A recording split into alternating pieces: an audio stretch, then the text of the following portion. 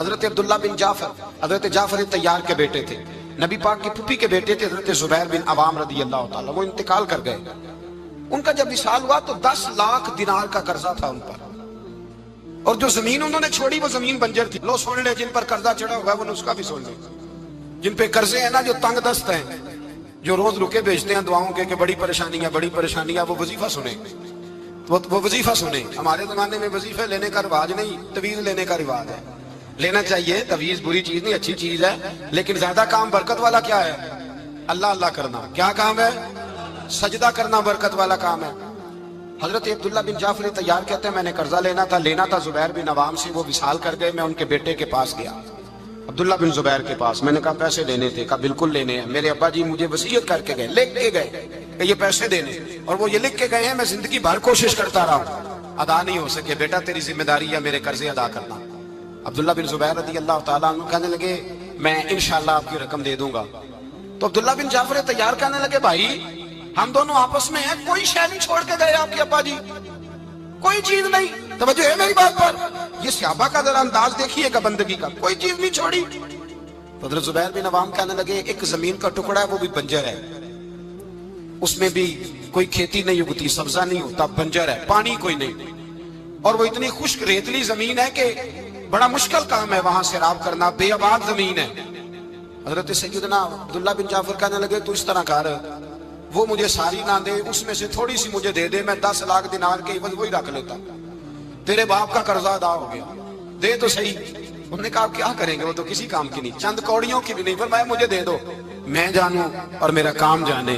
او بھائی یہ تھے بندگی والے لوگ، یہ تھے جن کا رب سے رشتہ ہے، جنہوں نے حضور کے صلی اللہ علیہ وسلم کے پاس بیٹھ کر بندگی سیکھی تھی۔ کہتے زمین کا ٹکڑا لے لیا، بنجر بے آباد ریتلی زمین، جب میرے حصے میں آئی پہلے دن اپنے غلام سے کہنے لگے جو جگہ تجھے زیادہ سخت لگتی ہے نا وہاں میرا مصلی بچھا دے، جو تجھے زیادہ بنجر بے آباد لگتی ہے وہاں مصلی بچھا۔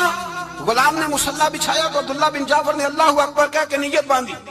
یہ حضرت جعفر تیار کے بیٹے حضرت علی کے بھتیجے، انہوں نے نیت باندھی نماز کی، سر سجدے میں رکھا، رونے لگے، کہنے لگے اللہ میں بھی تیرا بندہ اور جس سے لینے تھے وہ بھی تیرا بندہ، خدا بندہ ہمارے درمیان مہربانی فرما، کرم نوازی کر، رحمت کا فیصلہ فرما۔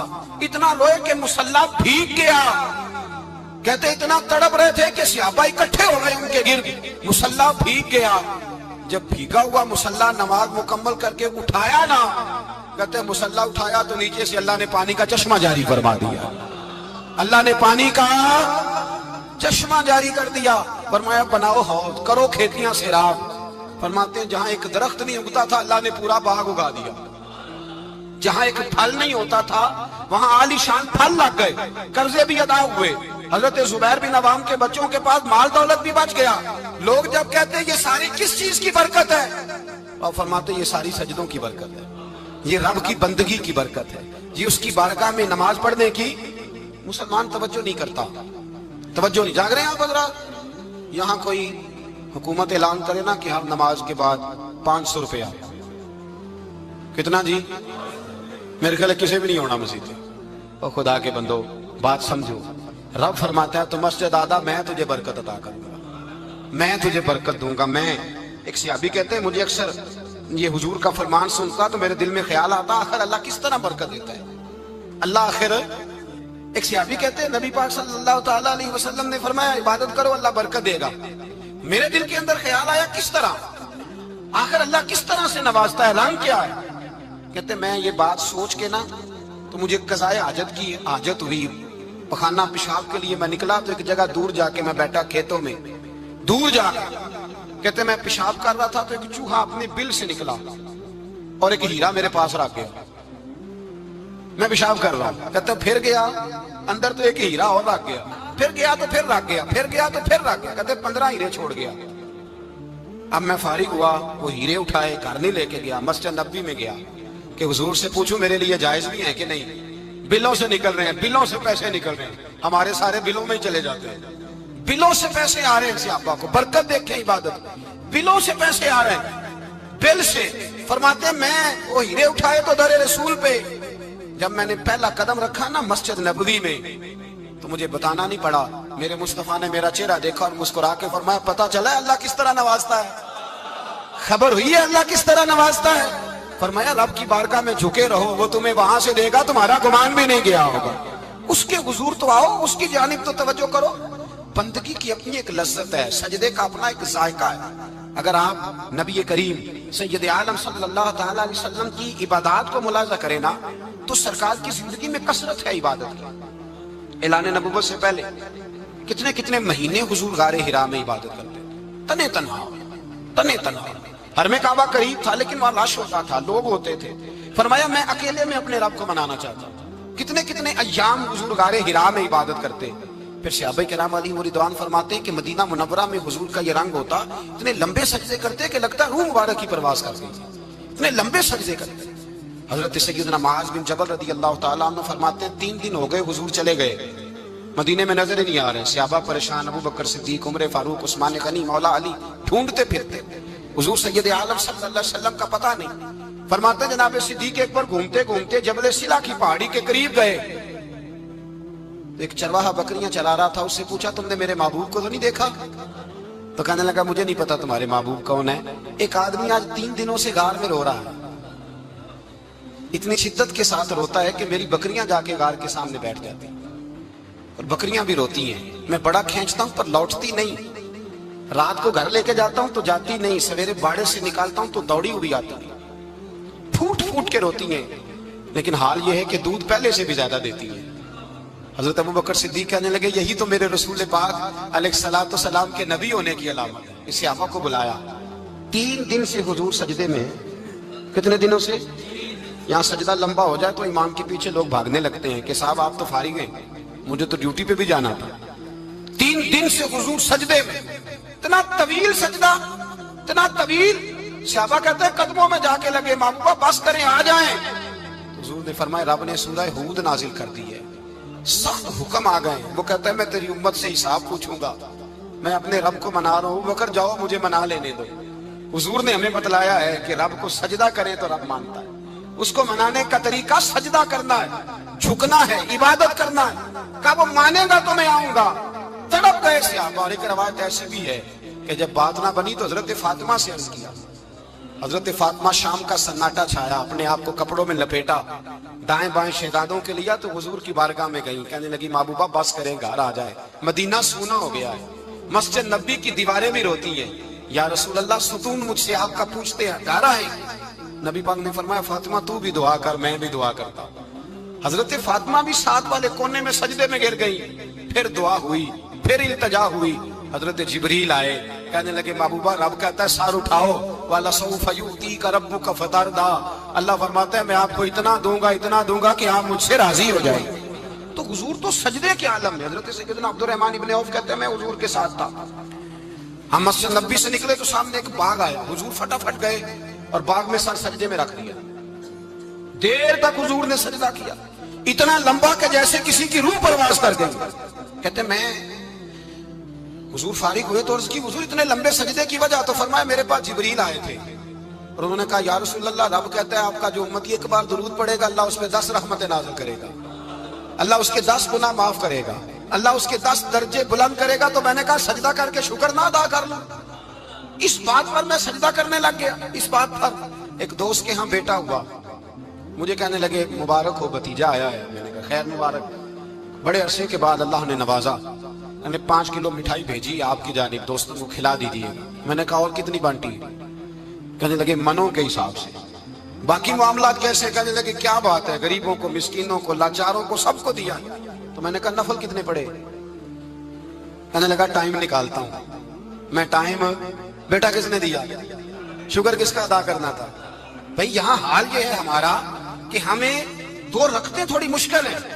اگر کہا جائے کہ 25 من مٹھائی تقسیم کرنی ہے تو وہ آسان ہے، ہم نے اپنے لیے عبادت کو، ریاضت کو بہت سا بنا لیا، اس کو اتاریں کچھ بھی مشکل نہیں۔ رب کی بارگاہ میں جتنا بندہ جھکتا جاتا ہے اتنا ہی اللہ اسے اور عزت عطا کرتا جاتا ہے۔ بزرگوں سے کسی نے پوچھا تھا کہ میری اللہ قبول بھی ہے کہ نہیں؟ تو وہ کہنے لگے رب کو تیری پہلا سجدہ قبول تھا تو تب اس نے دوسرے کی توفیق دی تھی، اسے تیری فجر قبول تھی تو تجھے زور پڑھنے کی توفیق دی، اس نے تیرا پہلا روزہ قبول کیا تو دوسرا رکھنے کا موقع دیا۔ یہ علامت ہے قبولیت۔ میرے محبوب نے فرمایا بندگی کرو، اس کے حضور آؤ، کبھی کا صلاۃ اللیل پڑھو، کبھی کا تہجد پڑھو، کبھی کا اشراق پڑھو، کبھی کا چاشت پڑھو، کبھی کا اوابین پڑھو۔ اور میرے مصطفیٰ نے فرمایا ہو سکے تو اٹھ کے تہجد پڑھو، باقی نمازوں پہ رب تمہیں ثواب دے گا۔ اگر تہجد پڑھو گے تو رب تمہاری طرف دیکھ کے مسکرائے گا، جو اس کی شان کے لائق ہے وہ مسکرائے گا۔ مصلی آباد کریں، مصلی آباد کرنے سے روحانی زندگی آباد رہے گی، من کے اندھیرے دور ہوں گے، روح کی کساوتیں دور ہوں گی۔ انسان اللہ سے جڑا ہوتا ہے تو اس کی بندوں کی جانب توجہ ہی کم جاتی ہے، حسد کون کر رہا ہے، مخالفت کون کر رہا ہے، جھگڑا کون کر رہا ہے، بغض کون پیدا کر رہا ہے، ان چیزوں سے ویسے ہی بچا رہتا ہے۔ میرے محبوب پاک سید عالم صلی اللہ علیہ وسلم کثرت سے سجدہ کرتے ہیں۔ قیامت کے دن حضور شفاعت کس طرح کریں گے؟ سجدہ کر کے 4 سجدے کریں گے حضور۔ بخاری مسلم میں موجود ہے، صحابہ کرام فرماتے ہیں حضور نے فرمایا جب امتیں پریشان ہو کے نبیوں کے پاس جائیں گی تو پھر میرے پاس آئیں گی، جب میرے پاس آئیں گی تو میں سجدہ کروں گا اور خدا سے کہوں گا یا اللہ ان کا حساب تو شروع کر۔ فرمایا میرے ایک سجدے سے اللہ حساب شروع کرے گا، پھر میرے غلام رہ جائیں گے جنہوں نے بہانے بنائے ہوں گے، نماز پڑھی ہوگی، یہ بہانہ ہے خدا کی رحمت حاصل کرنے کا، جن کے پاس تو کچھ ہوگا وہ تو اس بہانے کے سبب چلے گئے، گناہ گار رہ گئے، تڑپ کے کہیں گے محبوبہ ہم کیا کریں؟ تو حضور فرماتے ہیں میں لمبا سجدہ کروں گا۔ فرماتے ہیں میں لمبا سجدہ جب کروں گا تو رب لمبے سجدے کے بعد فرمائے گا محبوب سر اٹھائیے، آپ مانگیے میں عطا کرتا ہوں، آپ سوال کیجئے میں دیتا ہوں، آپ سفارش کیجئے میں قبول کرتا ہوں۔ تو میں اللہ میرے گناہ گاروں کو بخش دے۔ رب کہے گا جس کے دل میں رائی کے دانے کے برابر ایمان ہے اسے لے جائیے، لے جائیے، لے جائیے اسے۔ ایک حدیث میں ہے جس کے دل میں جو کے دانے کے برابر ایمان ہے لے جائیے۔ حضور فرماتے ہیں ان کو جنت میں بھیج کے میں پھر سجدے میں گر جاؤں گا۔ لمبا سجدہ، تیسرا سجدہ، اے اللہ مہربانی کا رحمت فرما۔ اللہ کہے گا محبوب سر اٹھاؤ، جو مانگو گے میں دوں گا، یا اللہ اور فضل کر۔ جس کے دل میں رائی کے دانے سے بھی کم ایمان ہے محبوب اسے بھی جنت میں لے جاؤ۔ حضور فرماتے ہیں میں اور سجدہ کروں گا، پھر جس کے دل میں اس سے بھی کم ایمان ہوگا اسے بھی لے جاؤں گا۔ صبح قیامت میرے مصطفیٰ کریم علیہ السلام امت بھی سجدہ کر کے بخشوائیں گے۔ جب حضور سجدے کر رہے ہیں تو امت کیوں نہیں کر رہی؟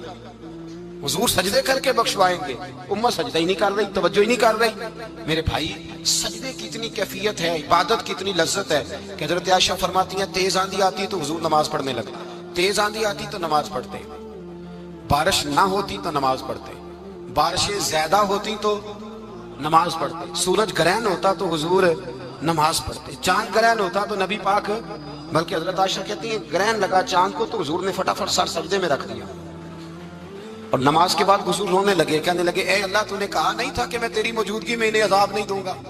اللہ درگزر کر اپنے بندوں سے، رحمت فرما، کرم نوازی فرما۔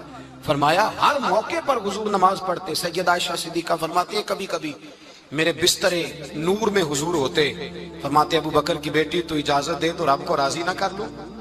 میں کہتی میری کیا جرت ہے؟ تو حضور نماز کی نیت باندھتے، بخاری مسلم میں لفظ ہیں، حضرت عائشہ کہتی ہیں حضور اتنی لمبی نماز پڑھتے کہ قدموں میں ورم آ جاتا، اتنی لمبی بندگی فرماتے کہ قدم مبارک سوج جاتے، ورم آتا۔ میں عرض کرتی حضور آپ کی برکت سے اللہ اگلے پچھلوں کو معاف کرے گا، آپ اتنی آہوزاری کیوں کرتے ہیں؟ اللہ نے آپ کو محبوب بنایا ہے، شفاعت کا حق دیا ہے، سب سے اعلیٰ امت دی، حضور اتنی آہوزاری؟ تو حضور فرماتے عائشہ تو نے بتایا نا رب نے مجھے بڑا دیا ہے، افلا اکون عبدا شکورا، اب میں رب کا شکریہ ادا نہ کروں؟ میں لمبی نمازیں پڑھ کے اس کا شکریہ ادا کرتا ہوں، اس کی بارگاہ میں حاضر ہوتا ہوں۔ میرے بھائی نماز نہیں تو انسان کاہے کا، سجدہ نہیں تو اس نے زندگی کہاں بتا دی؟ اگر اللہ کی بارگاہ میں ایک صحابی نے سر سجدے میں رکھا تو ماتھے پہ مٹی لگ گئی، وہ جھاڑنے لگے، میرے قریب نے فرمایا نہ جھاڑ، جب تک سجدے کی مٹی پیشانی پہ رہتی ہے اللہ کے فرشتے درود پڑھتے رہتے ہیں، اس سے رہنے دو، یہ تو لذت ہے۔ عزت والا وہ ہے جو مالک کی بارگاہ میں۔ حضرت صلہ بن عشیم کے بارے میں صحابہ کہتے ہیں بڑے عبادت گزار تھے، نیک تھے۔ حضرت انس بن مالک کہتے ہیں ہم نوجوانوں کا دل کیا کہ ذرا اس صحابی کی عبادت کا تو پتہ کریں، کس طرح کی ہے عبادت کا تو پتہ کریں۔ فرماتے ہیں جنگ کا موقع تھا، رات کے وقت جب دنیا سو گئی نا تو وہ بھی لیٹ گئے، جب دیکھا سب لوگ سو گئے تو چپکے سے اٹھے تو جنگل میں چلے گئے، جنگل میں جا کے نماز کی نیت باندھ لی۔ کہا صلہ بن عشیم صحابی ہیں، وہاں نماز پڑھنے لگے، کہتے ہیں میں بھی پیچھے پیچھے ہو گیا کہ پتہ تو کروں کس طرح پڑھتے ہیں۔ تھوڑی دیر گزری تو شیر آ گیا، شیر نے آ کے تھاڑا، للکارا، فرماتے ہیں میں ڈر کے درخت پہ چڑھ گیا۔ حضرت صلہ بن عشیم نے نماز کا سلام پھیرا، اطمینان کے ساتھ شیر سے کہنے لگے اور جا چلا جا کہیں اور رزق تلاش کر، میں تو اپنے رب کی عبادت کر رہا ہوں۔ میں تو اس کی بارگاہ میں جھکا ہوا ہوں, مجھ پر تیرا قبضہ نہیں ہو سکتا. جب جنگلی درندوں کا قبضہ نہیں ہو سکتا تو کسی اور درندے کا عبادت گزار پہ قبضہ ہو سکتا ہے؟ حضرت انس بن مالک فرماتے ہیں مجھے سمجھ آ گئی, جو درندوں سے بچنا چاہے, ظالموں, جابروں, فاسقوں سے بچنا چاہے, وہ اپنے آپ کو رب کی بارگاہ میں جھکائے, وہ اس کے حضور حاضری دے. جو بچنا چاہے. میرے بھائی, رمضان المبارک آیا, مسجدیں بھری, 2-3 دن 4 دن نئی صفیں خریدی لوگوں نے, پھر 2-4 روزے گزرے, پھر چند دن گزرے, پھر وہی معمول کے نمازی. ایک بات بتاؤ,